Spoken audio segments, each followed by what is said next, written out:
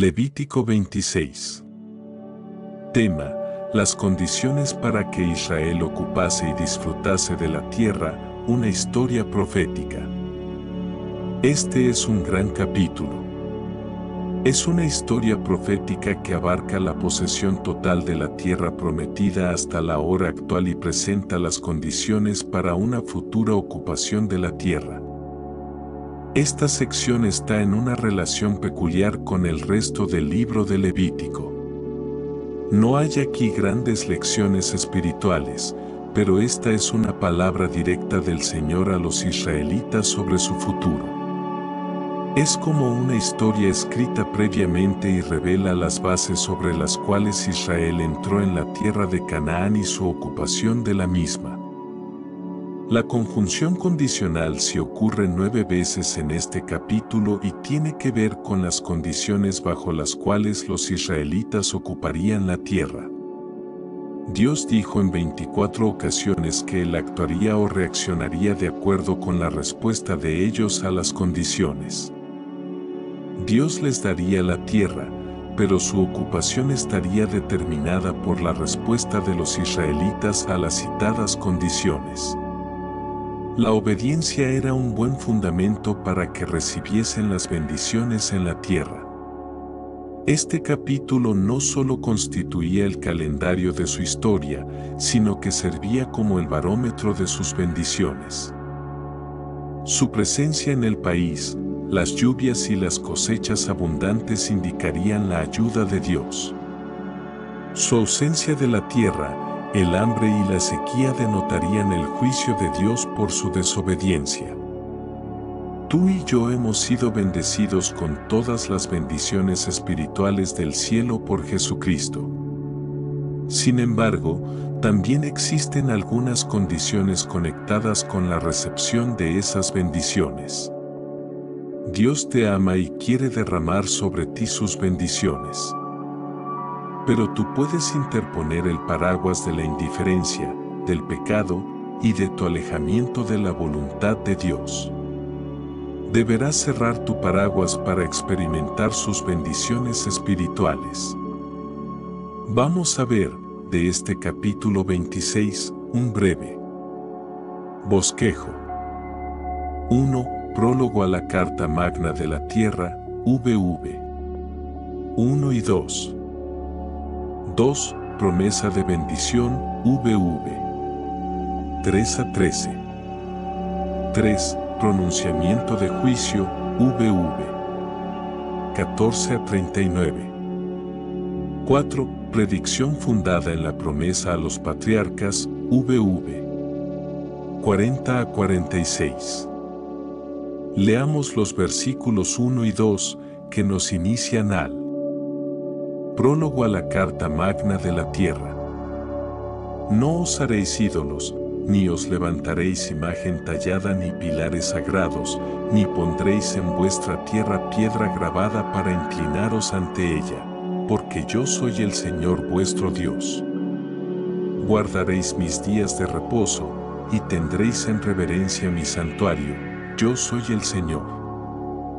Estos 2 versículos resumen la primera parte de los 10 mandamientos y tratan sobre la relación del ser humano con Dios. Eran esenciales para mantener la residencia en la tierra. Los israelitas tenían que acatar esos mandatos si iban a ocupar la tierra. Esa tierra les sería entregada, pero su disfrute y ocupación dependían de su obediencia a Dios. Estas eran las condiciones. 1. No podrían hacerse ídolos. La palabra hebrea para ídolo es el ilim y significa una nada. Cualquier cosa que ocupa el lugar de Dios es una nada. La palabra usada para imágenes talladas se refiere a una imagen tallada de madera. Y la palabra para la imagen de piedra significa ídolos de piedra esculpida. La gente no debía adorar a una imagen. Esta es una repetición de lo que se había comunicado al pueblo en Levítico 19:30. 2. Debían guardar el sábado o día del reposo. 3. Debían respetar el santuario. El sábado, el santuario y el asunto de la adoración a Dios integraban un conjunto indivisible. El conocimiento del carácter del Señor era la base para obedecer estos mandamientos. Continuemos leyendo los versículos 3 al 6 que nos hablan sobre la promesa de bendición. Si andáis en mis estatutos y guardáis mis mandamientos para practicarlos, yo os daré lluvias en su tiempo, de manera que la tierra dará sus productos y los árboles del campo darán su fruto. Ciertamente, vuestro trigo os durará hasta la vendimia y las uvas hasta el tiempo de la siembra. Comeréis, pues, vuestro pan hasta que os saciéis y habitaréis seguros en vuestra tierra. Daré también paz en la tierra, para que durmáis sin que nadie os atemorice. Asimismo eliminaré bestias dañinas de vuestra tierra, y no pasará espada de guerra por vuestra tierra. Observemos que el párrafo comienza con la conjunción si. Si ellos viviesen en la manera prescrita, entonces Dios les prometía estas bendiciones. Su ocupación de la tierra estaba supeditada a la obediencia a la voluntad de Dios que les había sido revelada. Dios reconocía su voluntad libre para decidir. Y si le obedecían, Dios les bendeciría. Parece que en aquella tierra la evidencia principal de la bendición de Dios en respuesta a su obediencia eran las lluvias. Encontramos esta realidad repetida en el Deuteronomio y en los profetas. Dijo el profeta Ezequiel 34 horas y 26 minutos, 27, yo pondré a mis ovejas alrededor de mi monte santo y las bendeciré, les enviaré lluvias de bendición en el tiempo oportuno. Los árboles del campo darán su fruto, la tierra dará sus cosechas y ellas vivirán tranquilas en su propia tierra. Cuando yo libere a mi pueblo de quienes lo han esclavizado, entonces reconocerán que yo soy el Señor. Los profetas esperaban y anhelaban la llegada del día en que estas promesas se cumpliesen en Israel. Ese día aún no ha llegado. Dijo el profeta Amós en 9:13, He aquí, vienen días, declara el Señor, cuando el arador alcanzará al segador, y el que pisa la uva al que siembra la semilla, cuando destilarán vino dulce los montes, y todas las colinas se derretirán. Y el profeta Joel 2:23, 24, declaró lo siguiente, Alegraos, habitantes de Sión, alegraos en el Señor vuestro Dios. Él os ha dado las lluvias en el momento oportuno, las lluvias de invierno y de primavera, tal como antes lo hacía. Habrá una buena cosecha de trigo y gran abundancia de vino y aceite. La promesa de Dios para ellos era la ocupación de la tierra, lluvias, fertilidad y paz. Resulta interesante ver que aquella pequeña nación no puede hoy tener paz. Es inútil que le señalemos con el dedo, porque el resto de la humanidad tampoco puede encontrar la paz. Está todo resuelto en una pequeña palabra, la conjunción si. Dios ha prometido bendecir si ciertas cosas se hacen. Añade los versículos 7 y 8. Y vosotros perseguiréis a vuestros enemigos y caerán a espada delante de vosotros. 5 de vosotros perseguirán a 100, y 100 de vosotros perseguirán a 10,000, y vuestros enemigos caerán a espada delante de vosotros. La victoria sobre sus enemigos será una parte de su bendición. Como sabemos, esto se cumplió literalmente muchas veces. Cuando ellos volvieron a Dios, Dios levantó a Samuel, a David, a Débora, a Gedeón y a Elías. Todos estos personajes fueron llamados porque Dios estaba cumpliendo su promesa. Y ellos se alzarían victoriosos sobre sus enemigos como parte de la bendición recibida. Dijo el libro de Josué 23:10, en su discurso de despedida: un solo hombre de vosotros hace huir a mí, porque el Señor vuestro Dios es quien pelea por vosotros, tal como Él os ha prometido. Leamos también los versículos 9 y 10. Me volveré hacia vosotros y os haré fecundos y os multiplicaré y confirmaré mi pacto con vosotros. Y comeréis las provisiones almacenadas en años anteriores, y hasta tendréis que desalojarlo para almacenar el trigo nuevo. Una explosión demográfica en Israel sería una parte de la bendición. Para el mundo actual, nunca sería considerada una bendición. Pero en aquel tiempo, el incremento de la población no presentaría el problema de la escasez de alimentos porque estos se multiplicarían tanto que tendrían que remover las provisiones almacenadas para disponer de lugar para guardar las nuevas. Leamos seguidamente el versículo 11. Además, haré mi morada en medio de vosotros, y mi alma no os rechazará. Espero que nadie me diga que Dios no aborrece el pecado. Por supuesto que lo hace. Él no aceptará compromisos con Él en tu vida o en la mía. Pero la tienda de reunión en medio de los israelitas era una señal evidente de bendición. La presencia misma de Dios es la gran esperanza del futuro que será cumplida finalmente en la tierra eterna. Dijo Apocalipsis 21:3, entonces oí una gran voz que decía desde el trono: He aquí, el tabernáculo, la morada de Dios está entre los hombres, y Él habitará entre ellos y ellos serán su pueblo, y Dios mismo estará entre ellos. Leamos a continuación el versículo 12. Andaré entre vosotros y seré vuestro Dios, y vosotros seréis mi pueblo. Dios prometió tener comunión y compañerismo con aquellos que le obedeciesen. Es lo mismo que hoy también nos dice. Como escribió en Juan 1:7, si andamos en la luz, como Él está en la luz, tenemos comunión los unos con los otros, y la sangre de Jesús su Hijo nos limpia de todo pecado.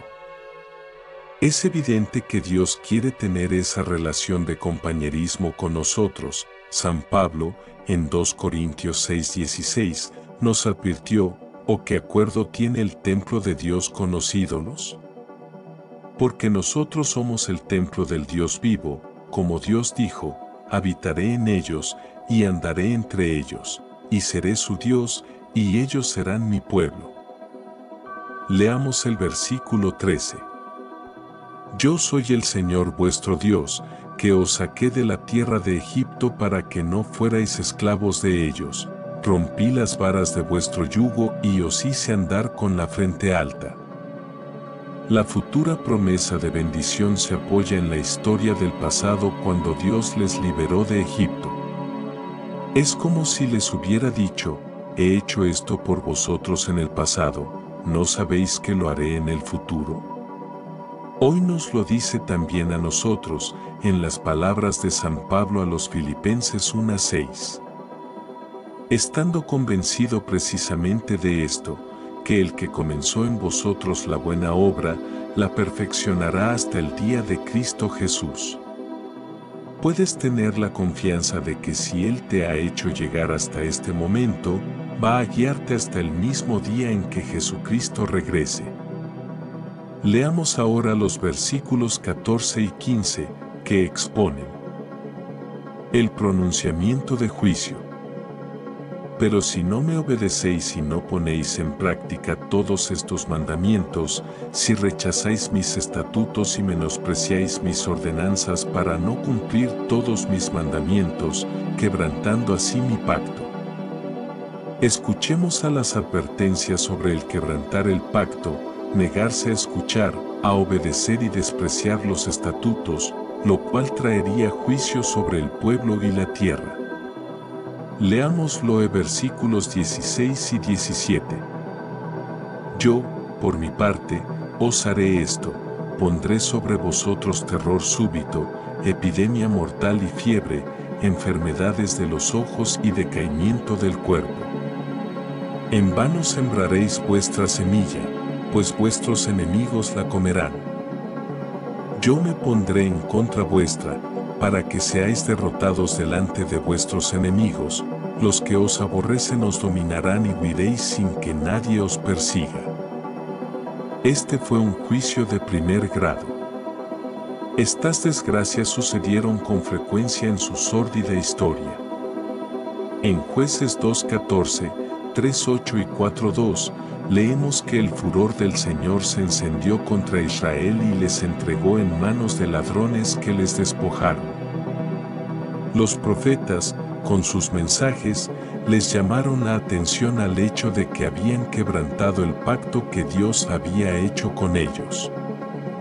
Dijo Jeremías 5:17, se comerán tus cosechas, tu pan, y Miqueas 6:15 añadió, sembrarás, pero no cosecharás, molerás aceitunas, pero no aprovecharás el aceite, pisarás uvas, pero no beberás el vino. Leamos ahora los versículos 18 al 20. Y si aún con todas estas cosas no me obedecéis, entonces os castigaré 7 veces más por vuestros pecados. También quebrantaré el orgullo de vuestro poderío, y haré que el cielo os niegue su lluvia y la tierra sus frutos. Y vuestras fuerzas se consumirán en vano, porque vuestra tierra no dará su producto y los árboles de la tierra no darán su fruto. Este fue un segundo grado de juicio. Si persistían en su obstinación y desobediencia, Dios les juzgaría. El juzgar 7 veces indica aquí un juicio completo y absoluto. Leamos los versículos 21 y 22. Y si procedéis con hostilidad contra mí y no queréis obedecerme, aumentaré la plaga sobre vosotros 7 veces conforme a vuestros pecados. Soltaré entre vosotros las fieras del campo que os privarán de vuestros hijos, destruirán vuestro ganado y os reducirán en número de manera que vuestros caminos queden desiertos. Este era un tercer grado de juicio. Todo esto vino sobre ellos, como puede leerse en Jueces. Era como si el ser humano hubiese perdido el dominio sobre la naturaleza. Leamos los versículos 23 a 26.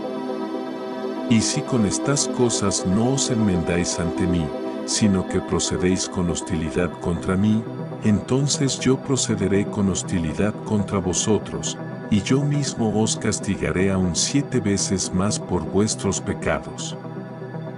Y traeré sobre vosotros una espada que ejecutará venganza a causa del pacto, y cuando os refugiéis en vuestras ciudades, enviaré enfermedades entre vosotros, para que seáis entregados en manos del enemigo. Cuando yo os quite el sustento del pan, 10 mujeres cocerán vuestro pan en un horno, y os darán vuestro pan en cantidades racionadas, de modo que comeréis y no os saciaréis. Este fue un cuarto grado de juicio. Observemos la repetición del número 7, que enfatiza el carácter completo del castigo. Todo ese proceso culminaría con la cautividad. Ezequiel 5:12 les advirtió que una tercera parte moriría de peste y hambre, otra tercera parte caería asesinada por los enemigos, y la otra tercera parte sería dispersada. Los profetas Isaías, Jeremías y Ezequiel les advirtieron sobre el hambre que vendría. Y así sucedió. Continuemos leyendo los versículos 27 al 33. Si a pesar de todo esto no me obedecéis, sino que procedéis con hostilidad contra mí, entonces yo procederé con hostilidad airada contra vosotros, y yo mismo os castigaré 7 veces por vuestros pecados. Comeréis la carne de vuestros hijos, y la carne de vuestras hijas comeréis. Y destruiré vuestros santuarios paganos, Derribaré vuestros altares de incienso y amontonaré vuestros cadáveres sobre los cadáveres de vuestros ídolos, pues mi alma os despreciará. También dejaré en ruinas vuestras ciudades, desolaré vuestros santuarios y no oleré vuestros suaves aromas. Asolaré la tierra de modo que vuestros enemigos que se establezcan en ella queden asombrados. A vosotros, sin embargo, os esparciré entre las naciones y desenvainaré la espada en pos de vosotros, y vuestra tierra será asolada y vuestras ciudades quedarán en ruinas. Esto fue un quinto grado de juicio y podrá parecer una predicción terriblemente dura y extrema, pero así sucedió, como resultado de la guerra y el sitio de las ciudades. Se cumplió con el sitio de Samaria, 2 Reyes 6, 28-29, y otra vez en el sitio a Jerusalén por parte de los babilonios, bajo el rey Nabucodonosor, Lamentaciones 2, 24-10, y una vez más cuando Tito de Roma atacó Jerusalén en el año 70. El versículo 33 es una imagen real de esa tierra, tal como permaneció por 1.900 años. Dios cumple lo que dice que va a hacer. Dicen los versículos 34 y 35. Entonces la tierra gozará de sus días de reposo durante todos los días de su desolación, mientras que habitéis en la tierra de vuestros enemigos, entonces descansará la tierra y gozará de sus días de reposo. Durante todos los días de su desolación la tierra guardará el descanso que no tuvo en vuestros días de reposo mientras habitabais en ella. Aquí tenemos el motivo por el que fueron llevados cautivos a Babilonia. Durante 490 años Israel había fallado en dar a la tierra sus periodos de reposo. O sea que la tierra perdió 70 años sabáticos. Pero si los israelitas no le daban a la tierra sus años de reposo, Dios lo haría. Así que les quitó fuera de la tierra por 70 años. Por esa razón, la cautividad babilónica duró 70 años, 2 Crónicas 36 horas y 21 minutos. Leamos ahora los versículos 36 al 39. En cuanto a los que queden de vosotros, infundiré cobardía en sus corazones en la tierra de sus enemigos, y el sonido de una hoja que se mueva los ahuyentará, y aun cuando nadie los persiga, huirán como quien huye de la espada, y caerán. Tropezarán unos con otros como si huyeran de la espada aunque nadie los persiga, no tendréis fuerza para hacer frente a vuestros enemigos. Y seréis destruidos entre las naciones y acabará con vosotros el país de vuestros enemigos. Así que los que sobrevivan de vosotros morirán a causa de su maldad en la tierra de vuestros enemigos, también a causa de las maldades de sus antepasados morirán juntamente con ellos. Este es un preciso retrato profético de los judíos desde los días de la cautividad babilónica, ya que han sido esparcidos entre las naciones. Ola tras ola de antisemitismo han pasado sobre ellos para destruirles. Podemos ver que el libro de Levítico está al día con la historia y las noticias de actualidad. Leamos ahora los versículos 40 al 42 que tratan sobre la predicción fundada en la promesa a los patriarcas. Si confiesan su maldad y la maldad de sus antepasados, por las infidelidades que cometieron contra mí, y también porque procedieron con hostilidad contra mí, yo también procedía con hostilidad contra ellos para llevarlos a la tierra de sus enemigos, o si su corazón pagano se humilla y reconocen sus maldades. Entonces yo me acordaré de mi pacto con Jacob, me acordaré también de mi pacto con Isaac y de mi pacto con Abraham, y me acordaré de la tierra. Aquí vemos que, a pesar de toda su pasada maldad, Dios dijo que no les destruiría debido a su pacto con Abraham y los otros patriarcas. En Éxodo leímos que cuando los israelitas eran esclavos en Egipto, Dios escuchó el clamor de su sufrimiento, recordó su pacto y les liberó conduciéndoles fuera del país. Éxodo 9, 24, 25. Dios les dijo que podrían permanecer en la tierra si le obedecían, si no, debían abandonarla. Pero si se arrepintiesen y volviesen a Dios estando en el exilio, Él les traería de regreso a su tierra. Así, encontramos que Daniel se dirigió a Dios en oración cuando se encontraba en Babilonia, pensando en Jerusalén, y confesó sus pecados y los de su pueblo. Dios le escuchó y le envió un mensajero para decirle que ellos volverían a su tierra. Y así efectivamente sucedió. Dios aún tiene un propósito para esa nación que los juicios del pasado no pueden anular. En relación con esto, pueden leerse pasajes como Romanos 11, 1, 25 y Jeremías 31, 31, 34. Leamos los versículos 43 y 44. Porque la tierra será abandonada por ellos, y gozará de sus días de reposo mientras quede deshabitada con su ausencia. Entre tanto, ellos pagarán su maldad, porque despreciaron mis ordenanzas y su alma aborreció mis estatutos. Sin embargo, a pesar de esto, cuando estén en la tierra de sus enemigos no los desecharé ni los aborreceré tanto como para destruirlos, quebrantando mi pacto con ellos, porque yo soy el Señor su Dios. Este es un pasaje notable.